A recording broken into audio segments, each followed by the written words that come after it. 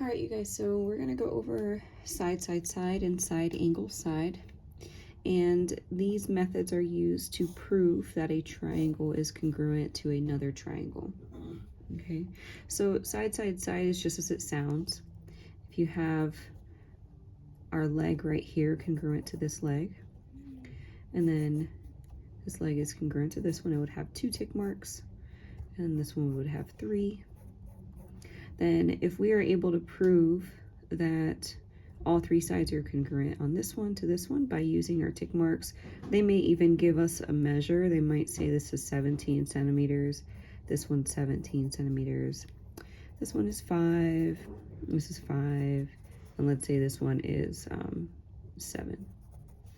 If they can show us that even if the triangle is upside down, but the sides still match, right, all 3 sides are still the same, then we can prove that one triangle is congruent to another. Okay, if all 3 sides are congruent of one triangle, then the angles within the triangle are also congruent, okay, to each other. So that would be, for example, the side with 1 tick mark meets up with the side with 2 tick marks. So then this angle right here would be congruent to the side with 1 tick mark to the side with 2 tick marks, okay? And we can also do the same thing here, where the side with 1 tick marks and with 3 tick marks, we can say that that one is also congruent to the side with 1 tick mark and 3 tick marks. And then finally, we can see that the side with 2 and 3 is our final angle, is also congruent to the side with 2 and 3. So no matter how we rotate this triangle, as long as we can prove that one is congruent to another, then the triangle is congruent, okay? Each side is congruent to each other. Now, the side angle side is pretty simple as well, but you do need to remember this key point, that the angle that is between the congruent sides is the angle that we're looking at. Okay, so what that means is that if this side has our 1 tick mark, this one has 1, and let's just say this one has 2 tick marks and this one has 2, the angle that has to be proven congruent is the angle between our 2 congruent sides. So, for example, let's do another example here, where let's say we have this triangle here, this triangle here, and they tell us that this side right here is congruent to this one, and they also say that this leg right here is congruent to this one. Well, if they tell us that these angles on the opposite side of our congruent sides is congruent, that doesn't help us any, because it has to be the angle between our 2 legs. Okay, that's what they mean when they say the included side. So we can only prove that this triangle is congruent with side angle side if the angle that is congruent is between those 2 congruent legs. All right, let's try this example where we have 2 triangles, okay, and they tell us that side EC, I'm gonna write it here, side EC is congruent to side AC, okay? And then they also tell us that BC is congruent to DC. Okay. Oh, I wrote that backwards, DC. So when we look at this triangle, we need to prove whether or not we have enough information to assess if these 2 triangles are congruent. And right here, they've given us 2 sides, and so we can either find out if our 3rd side is congruent, so that would have to be ED and AB. Can we prove that ED and AB are congruent? Actually, no. We cannot prove that they're congruent. We don't have enough information. But what we can do is see if we can use our side angle side, okay? So we can't use side, side, side. I mean, we could try measuring this with a ruler, but we're not gonna have that on our quizzes. So what we can look at this and say, okay, well, we have a side and we have another side, and it has to be the included angle. So it has to be the angle between our two congruent sides. Can we prove that this angle of ECD is congruent to BCA? We actually can prove that. Do you guys remember what the relationship is between these two angles? Let me make it another way. When we have an angle on this side and an angle on this side of our two lines that are crossing, intersecting, this is called our vertical angles. So vertical angles are always congruent to each other. So let's just say the triangle is drawn this way. These are vertical angles, and then the ones across the other side are vertical angles. Okay, so we can prove that angle ECD is congruent to ACB by the property of vertical angles. So you can say that angle ECD is congruent to ACB. Okay, so with that information, we prove that a side, the included angle, and a side is congruent to this triangle. We have another side, the included angle, and the other side. So this is actually going to be side, angle, side. So yes, we can prove that these triangles are congruent. All right, you guys, let's look at this exercise here. And we need to prove that if we can prove that triangle DAJ is congruent to EAM. Okay, and notice how I read it in that order, and that is because we have to start with the sides that are corresponding. So let's start by looking at that. Okay, so we see that side D has angle D has a side with 1 tick mark and a side with 2 tick marks. So in order to see which side is corresponding with which, we have to find the side with 1 tick mark and the side with 2 tick marks to find the corresponding angle, okay? So we can see that angle D and angle E are corresponding because they have those congruent sides, okay? And then we also are going to look at angle J. So angle J has a side with 1 tick mark and a side with no tick mark. So we're going to put 2 arc marks here. And then a side with 1 tick mark, a side with no tick mark. So we're going to put 2 arc marks on angle M. And then angle A, it has a side with 2 tick marks and 0 tick marks. So we'll call that our third angle. And then we have 2 tick marks, no tick marks. So that will be our third angle as well. Okay, so that's the reason why I read it in that order. So we would start with DJA, and in this case, and then the corresponding sides would be EMA. So we want to prove, or see if we can prove, that triangle DJA is congruent to triangle, sorry, I'm moving the camera, triangle EMA. Okay, we need to prove that, or see if we can. So now that we have written our congruency statement, let's go ahead and erase these arc marks and start with the original image that we had. That way we don't get confused with what we need to prove. All right, so we have triangle DJA and triangle EMA. Okay, and the original problem, right, had 1 tick mark, 2 tick marks, 1 tick mark, 2 tick marks, and then look at these little triangles right here. These little arrows are pointing or showing us that these lines right here, M and E, is congruent with D. I'm not congruent, I'm sorry, parallel with DJ, even though my picture is.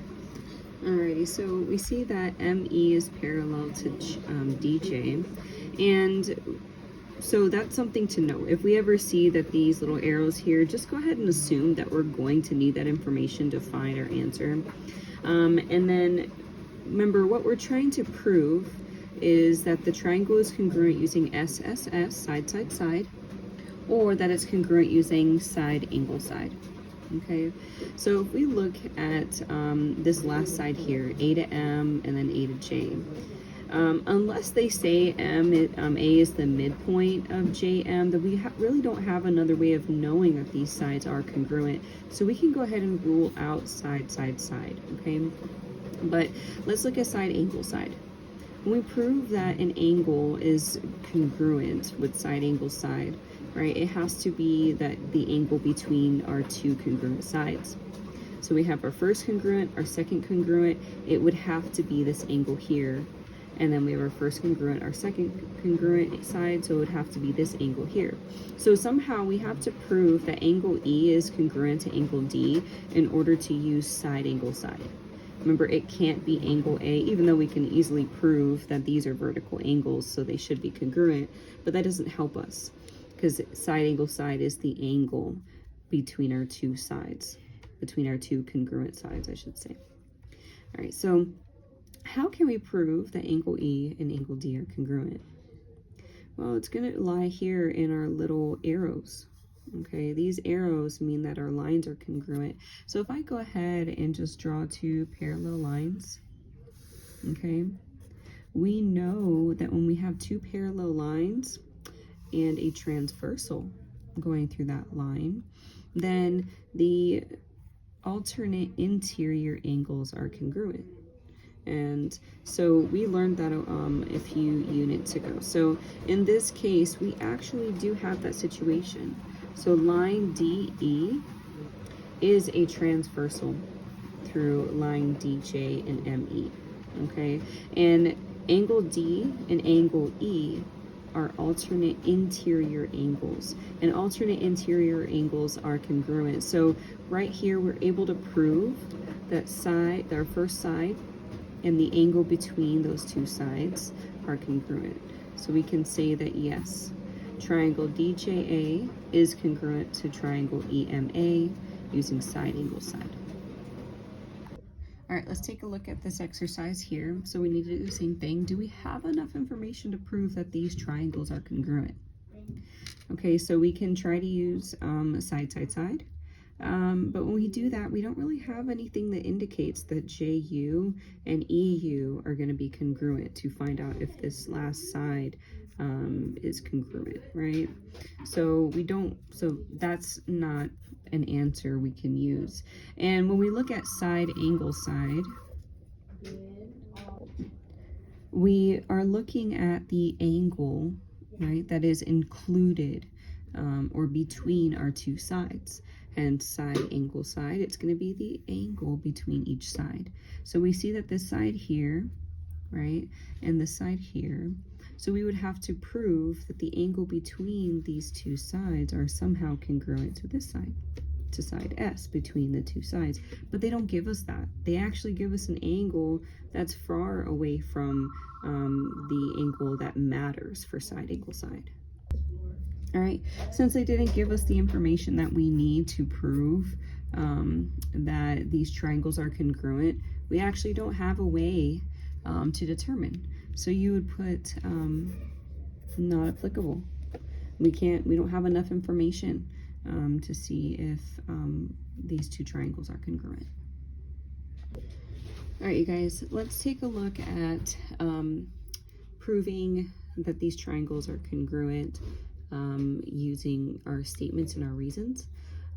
So we're either going to use side, side, side, or side angle side to prove that these two triangles are congruent. And let's go ahead and look at the information that they gave us, and we need to mark up our triangle. We need to be in the practice of doing that, so that way we can see what information we're missing, so we know where to find it. Okay, so let's look at the first part. They say that it is given that side AB is congruent to side CD. So let's put our tick marks. So side AB is congruent to CD.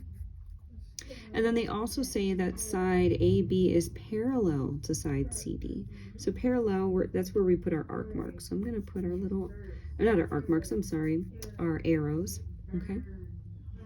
And then they also say that D is the midpoint of BE. So here's our BE, and here's our midpoint. And what is the definition of a midpoint? Remember, our midpoint is a point that will cut a segment in half into two equal parts. So if this is our point that is cutting BE in half into two equal parts, then we can say that BD is congruent to DE because of the definition of a midpoint. All right, well, let's look at these two triangles. And, well, let's not get too ahead of ourselves. We can actually start filling in some of this information. And you should already know off the bat that each statement that they have given us is going to be a statement that we need to add to our statement table. Okay, so we have 3. So that means that 3 of these statements are going to be a given that they have given us in the beginning. So let's start with the first one. Side AB is congruent to side CD. And how do we know that? Because it's given. Okay. And then we can also write the second one. Side AB is parallel to side CD. And how do we know that? Because it's given. Okay. And then we can put the next one. D is the midpoint, right? D is midpoint of BE. And that is also given. So let's knock those 3 out of the way just to keep ourselves organized. All right, and let's go back to our original image. So we need to prove that these triangles are congruent. And how do we know that?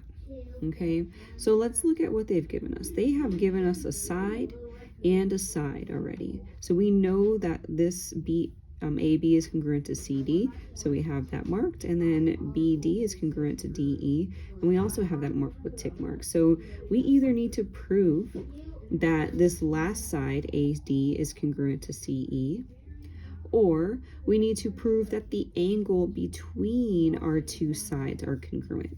Okay, so that would have to be angle B and angle D, right? CDE. So let's take a look at that. Let's see if we can prove that our sides are parallel. AD is congruent to CE. Well, if we look at it, we don't really have enough information to tell us anything about these sides. So let's try the angle. So when we look at these arrows, we know off the bat that we're probably going to need that for something. And these arrows are often used for transversals. Remember when we were doing our transversal practice, we would have our 2 lines, they would have an arrow, and they'd have a line going through it. And we know that alternate interior angles are congruent. We know that corresponding angles are congruent. And we also know that vertical angles are congruent as well. So let's take a look at this here. We have a transversal. BE is a transversal, and it's going through these 2 parallel lines, AB and DC. Okay, so what is the relationship between these angles right here, the angles that we need to prove are congruent? We need to prove those are congruent because it's side, angle, side. So the angle between those 2 sides, how do we prove that? What's the relationship between angle B and angle D? Well, they're corresponding, right? So when we have corresponding angles on a transversal, then we know that they're going to be congruent. So we can say that right here, angle B is congruent to angle D because they are corresponding angles, okay? All right, and then also too, how did we know that side BD was congruent to DE? Well, they said that D was the midpoint. So we can say that side BD is congruent to side DE because of the definition of a midpoint. All right, so we proved that the side AB is congruent to CD. We proved that the angle B is congruent to D, and we also proved that BD is congruent to DE. So that means that we were able to prove that these triangles are congruent using side, angle, side. So this is what we're going to write in our last. We're going to write our congruency statement. Triangle ABD is congruent to triangle CDE, because we were able to find out that the side, angle, sides of these two triangles are congruent. All right, you guys, let's go ahead and do this last problem of the day. And let's go ahead and read our congruency statement first. So they tell us that FDE is congruent to triangle CBA. So if we line that up, then we can say that F is congruent to C. So F is congruent to C. So we can actually, since we know F is a 90-degree angle, then we know that C is also a 90-degree angle. And then they say that D is congruent to B. So D congruent to B, okay? And then E is congruent to A. So if A is 29, then E also must be 29. So we can just plug those in right away, since we know that according to our congruency statement that these are corresponding with each other. F to C, D to B, E to A, right? All right, so then they want us to solve for the sides, the measures of these sides, and then they want us to solve for x. So let's start with our sides. Those seem pretty easy to get out of the way. So DE is congruent to what? So if they're saying DE, then it's going to be those last two letters is going to be congruent to the last two letters over here. So BA. So BA is 17. And so if DE doesn't have anything here, but BA is congruent, so then we know that DE must also be 17 centimeters. Okay.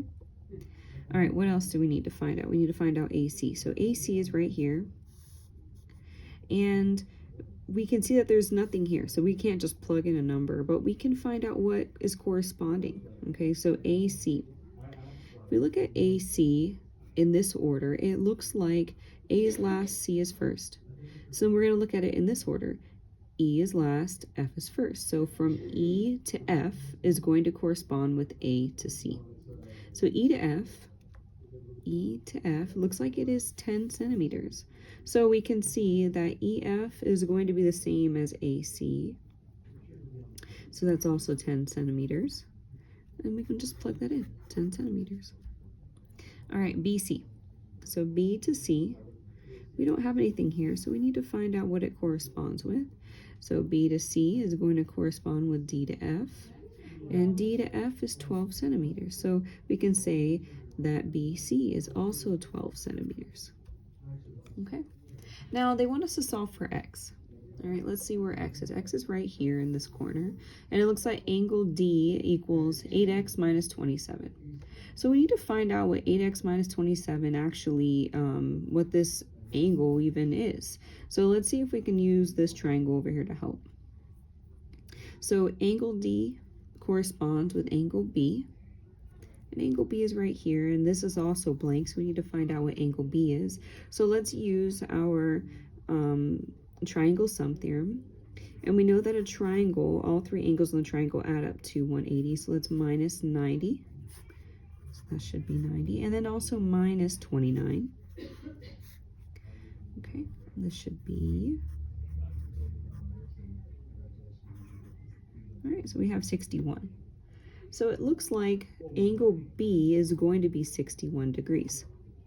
Well, if angle B is 61, and according to our statement here, B is congruent to D, so then we can also say that angle D is 61 degrees. All right, so I think we have enough information to find out what X equals. So we're going to set up an equation, and we're going to make 8x minus 27 equal to 61. All right, and let's go ahead and bring our 27 over to the other side. So now we have 88 equals 8x, divide by 8. So now we have x equals 11. All right, so it looks like x equals 11. And that's all the information that they were asking for, so we are done.